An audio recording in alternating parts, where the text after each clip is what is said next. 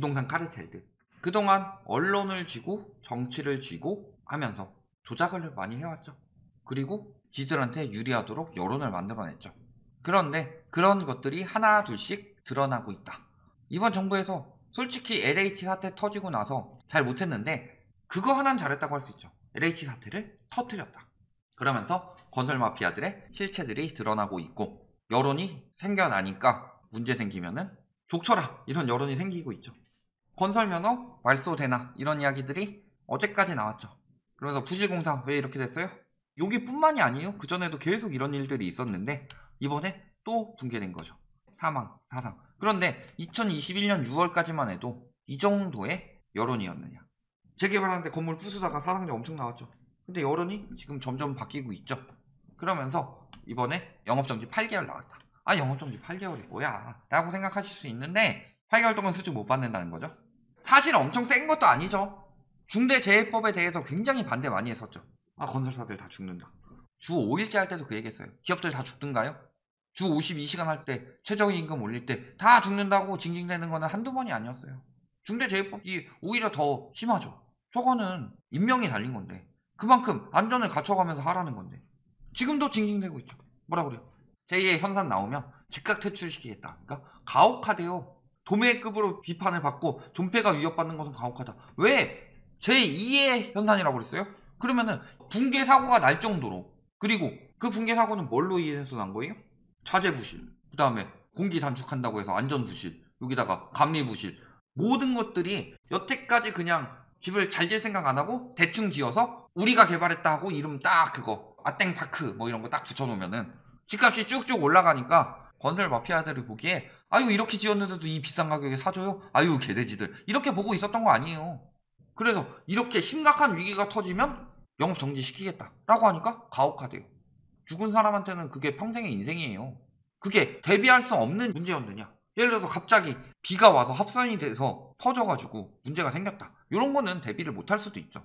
그런데 부실 시멘트, 공기 단축, 그러면서 중간에 리베이트, 하청에 재하청, 이런 갖은 짓거리를 다 해놓고서도 저렇게 당하는 거는 가혹하다. 뭐가 가혹해요? 거기다가 이제 또 층간소음까지 잡는다고 합니다. 아파트 짓고 준공후 검사. 이거 왜 여태까지 안 했어요? 작년에 뭐 그런 사건이 있었죠? 층간소음 때문에 칼부림 났는데 밑에 있던 남경은 안 올라가고 있고 위에 있는 여경은 칼부림 나니까 도망가고 있고 그거 지원 요청이라고 하면서 뭐 언론에서 그거를 뭐 남녀 문제로 몰고 갔죠. 여경이 뭐 무능한 것처럼 하고 있고 왜 그러고 있어요? 그거의 핵심은 뭐예요? 물론 경찰들이 잘못하긴 했죠. 근데 더 큰 근본적인 핵심은 층간소음이 나도록 개판으로 지은 건설사 문제 아니에요? 층간소음 때문에 칼부림 나고 살인 나고 하는 일들이 한두 번이에요? 그래서 8월 4일부터는 시공 이후 성능 검사를 하겠다. 중대재해법 들어가고 성능 검사까지 들어간다. 거기에 원자재 가격까지 올라가요. 우리 건설사들은 이제 공사할수록 손해예요. 이런 이야기 하는 이유가 뭐예요? 분상제 걸린다. 그러니까 원자재 가격 올라가고 이거 준공 검사 하는데 요것 때문에 또 비싸진다고 하죠. 중대재해법 들어가고 있어요. 건설사들 죽는다. 지을수록 손해다. 그러니까 분양가 더 높여줘라. 지금 이 여론 만들려고 하고 있는 거죠. 2021년 작년 8월 기사입니다. 5년 새 영업이익률이 2배나 뛰었다고 합니다. 집을 짓는데 택지비, 건설비, 가산비가 있죠. 근데 2배만큼 뛰었으면 건설비 조금 올라도 되는 거 아니에요? 이익을 줄이면 되죠. 무슨 손해예요? 지금 이익 보던 거에 비해서 손해다. 요거죠. 영업이익률을 주택 때문에 올랐어요? 저희가 늘 말씀드린 건 집값 올려가지고 건설사들이 돈 엄청나게 챙겨 먹고 있다. 그런데 가끔가다 이런 데 와가지고 태클 거는 사람들 있어요. 아, 주택 지어봤자 얼마 남지도 않고 건설사들이 진짜 버는 거는 SOC 사업 같은 거다. 그래서 해외 나가서 수주 따고 국내에서 뭐 GTX 수주 따고 공항 수주 따고 이런 거지 주택이 얼마나 돈 된다고 그러냐. 라이트하우스는 음모론자다. 그래요? 주택의 올인, 플랜트는 쥐꼬리. 2014년 주택은 1조에서 2조로 늘어나는 동안 플랜트는 6천에서 2천으로 줄었다. 누가 힘들게 SOC 사업 같은 거 따요?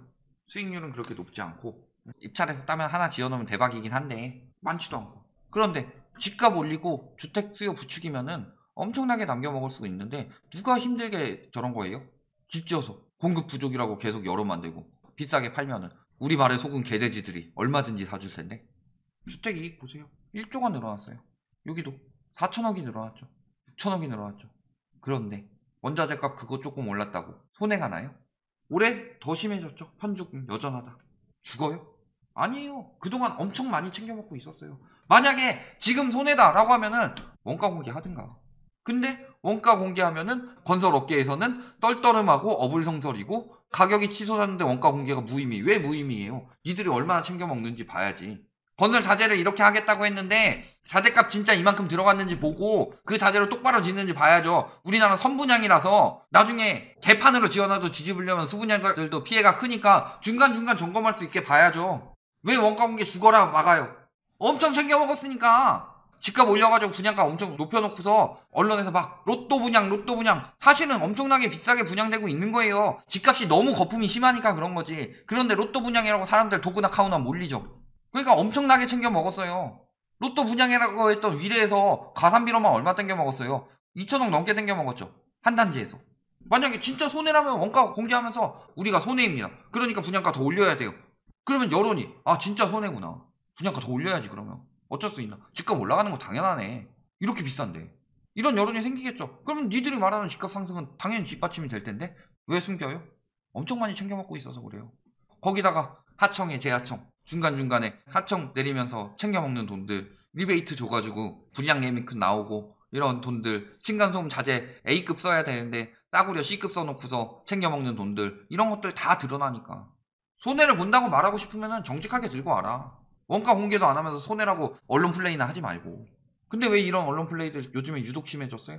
왜 공사가 멈추고 손해보고 그런다는 이야기가 나올까요? 미분양 나니까. 자땡, 줍줍, 미계약. 자, 절대 미분양이라고 안 합니다. 미계약이라고 그래요. 미계약과 미분양의 차이점이 뭐예요? 미분양의 정의가 뭐예요? 일부 또는 전부가 분양되지 않은 게 미분양이죠. 무순위까지 갔다는 건 미분양이에요. 엄밀하게 말하면. 지방도 마찬가지죠. 그러니까 자꾸 여론 만드는 거예요. 원자재 가격 올라가니까 분양가 앞으로 비싸질 거고 재건축 풀어주니까 집값 올라갈 거고 그러니까 지금이라도 빨리 사고 빨리 분양받아라. 미분양 통했잖아요 예전에. 그래서 막 미분양도 소진되고 그러면서 건설사들만 논았죠. 손해는 무슨 손해예요. 엄청나게 수익을 착복했지. 그러니까 여론 만들고 있는 거죠. 6개월 전에 나왔던 스트레이트 방송이죠. 기업인들, 언론인들, 정치인들 담합할 수 있는 단체 같은 거 만들어 놓고서 무슨 세미나 같은 거 연다고 해놓고서 그 중간에 언론이 중점적으로 역할을 만들면서 경제 발전을 위한 세미나 개최해 놓고서 기업인들끼리 연결해주고 기업인들 정치인들 연결해주고 언론이 그 중간 역할을 하면서 우리가 이 정도 힘이 있다. 기업이 홍보 들어가고 개발 사업이 있었어요. 이거 굉장히 문제가 많았죠. 관련 보도 17건 중에서 막상 진짜 주민 의견을 반영한 것은 4건밖에 되지 않았다. 다른 언론들이랑 다르게.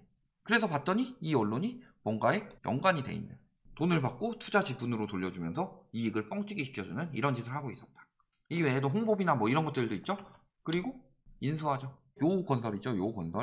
요건설이 인수하고 광주나 전남 쪽에 제대로 잡고 있었죠. 그래서 엄청나게 띄워줬죠. 그리고 인수 추진 중이었죠. 자, 그러면 언론들이 어떻게 이야기를 하느냐? 사업 측정 시 이익 제공했다. 이런 기사들이 한창 뜨고 있을 때 인수한 그 언론에선 뭐라 그래요? 특혜 없었다. 그리고 그날 우리 회장님 짱짱맨 이런 거 하고 있었다. 이런 내용인데 최대주주 관련 보도 쭉쭉 내죠. 여기 인수 추진 중이었는데 그때 여기서 엄청나게 깠어요. 그런데 결국 인수됐습니다. 인수되니까 어떻게 돼요? 비판기사 삭제. 그리고 대주주로 둔 언론들은 침묵하고 있다. 다 이해관계적이다. 언론의 사회화가 됐고 언론의 권력화가 됐고 그렇다. 그러니까 건설사들 편들고 정치적으로도 지들한테 유리한 쪽이 있죠. 그러니까 요즘 기사도 이분 건설 마피아의 핵심이었죠. 근데 이거는 제가 또 이 이야기하면은 이렇게 하겠죠. 또 뭐 이 달짜인 빨갱이 새끼야! 엄밀하게 말씀드리는데 반대라도 똑같이 얘기했을 겁니다. 그리고 저희는 부동산 경제 채널이기 때문에 부동산 관련해서 이 사람 보도가 왜 이렇게 안 나오냐, 이 사람 보도가 많이 나왔다고 해서 문제 삼지 않아요? 왜 이 사람 보도가 안 나오냐, 문재인 깠다고 저희가 뭐라고 하지 않아요? 근데 왜 문재인은 까면서 똑같은 상황인데 윤석열은 안 까냐?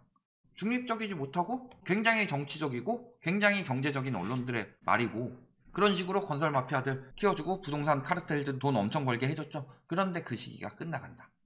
건설사 죽어요. 뱉어져 죽어요. 뱉어져 죽다가 한 끼 굶었다고 죽는 소리 내고 있는 거다. 부동산 카르텔들이 활기를 칠 수 있었던 거요? 언론의 사회화 때문이죠. 그리고 정치화 때문이죠. 저희가 좌빨이 아니고 정치적으로 이야기하는 언론들에 대해서 만일 반대쪽이라도 잘못된 이야기를 하고 있으면 이야기를 하겠죠. 노태우처럼 규제를 하고 있는데 언론이 계속 깐다. 그러면은 좌파든 우파든 상관없어요. 집값 잡는 정책을 하는데 언론이 반대로 이야기하고 있다. 근데 굉장히 편파적으로 보도하고 있고 잘못된 이야기를 하고 있기 때문에 이야기를 하는 거고, 이런 식으로 부동산 카르텔 때 판을 쳤었죠. 그리고 엄청나게 막 수익 챙겨 먹었었죠. 인재 미분양 시작됐고 미계약 시작됐습니다.